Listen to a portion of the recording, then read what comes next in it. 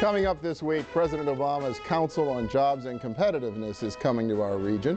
The high-level business and union leaders and others are looking for tips on ways to galvanize the ailing national economy. Their first visit was to Raleigh-Durham, North Carolina, and now it's Pittsburgh's turn. Our region, you see, has been attracting global attention for its economic comeback story. And the attention's well-deserved, and it's a great story.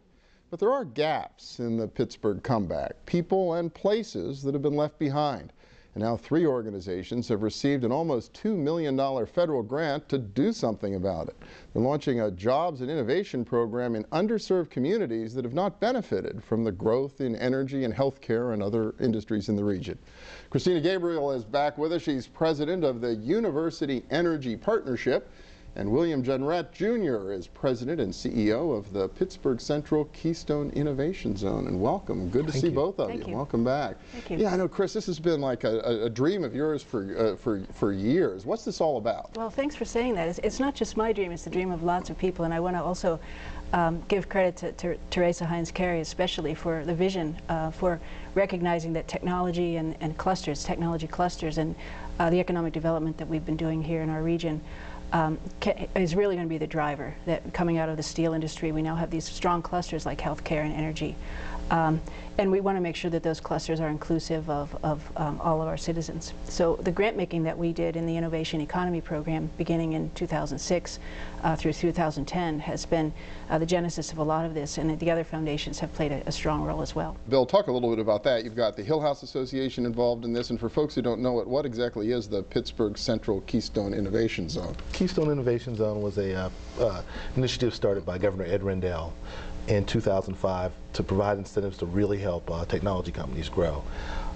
What sort of, and there are 29 of our Keystone Innovation Zones in the state, but what sort of separates ours from some of the others is that a large portion of our territory is located in an underserved community, and that's the Hill District. So what we've been working on with a variety of partners is really to, make sure that the benefits of the innovation economy that we've seen, occur in Oakland and downtown, begin to percolate and create some benefit for the residents of the Hill also. Well, you look at the aggregate numbers for the region, and we're outperforming the national average, we're outperforming our benchmark regions in general, but then you find communities, in some cases, right next door to major innovation investments in the region where the folks who live there really aren't part of it, right? Correct. So how are you going to deal with that? What's the vision here? You go first, Chris.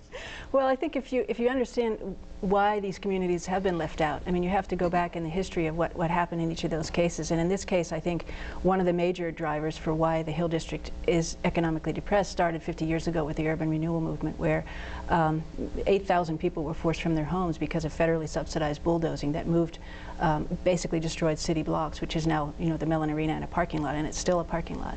And over the years, there have been a number of other initiatives. If you look around the country, you see the same phenomenon almost everywhere. Overtown in Miami and New Orleans, and there are 992, it turns out, cities in the nation where these projects, a lot of them were highway projects during the Eisenhower years. But if you look through history and understand the genesis of the situation, it really helps you deal with it, and starting with the ethnic communities that are there, and how can you build a very strong base of support within the ethnic community to try to connect it to the economy. But it's about more than reconnecting street grids and redevelopment, brick and mortar redevelopment. You can do stuff short of that and still make a difference, you think? Definitely. A lot of it is, one, making sure that companies relocate in these areas, and providing incentives for them to do so, because one of the things that we found is that a company that locates in a community is more likely to hire somebody from the community. But something that's also important is a business creation, and figuring out how to create minority and African American owned businesses that are part of the cluster. But even if they aren't part of the cluster, say part of the energy or the healthcare cluster, how they can be part of the supply chain that benefits from that. When the steel industry was roaring, it wasn't just the steel industry that created the jobs. I mean, you had a whole supply chain of businesses that connected to, that industry. And we see the same thing with, our renaissance. It's just that, unfortunately, the African American community, hasn't really been connected. And the issue with that is that, about 25% of the city's population is African American, but it's one of the poorest demographics of African Americans in the country. So it's sort of our premise that, you know, if we're really going to, you know, strengthen our already strong city and region, you know, we have to figure out how to include the African American community in this renaissance. So what is the next step? Well, the next step is about the innovation challenge. It's about trying to think about the supply chain, as Bill pointed out.